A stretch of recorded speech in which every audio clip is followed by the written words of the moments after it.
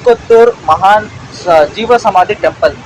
So ಇದನ್ನ ಮುರುಗಂದು ಒಂದು ಅಂದರೆ ಸುಬ್ರಹ್ಮಣ್ಯ ಸ್ವಾಮಿ ಟೆಂಪಲ್ ಇದು.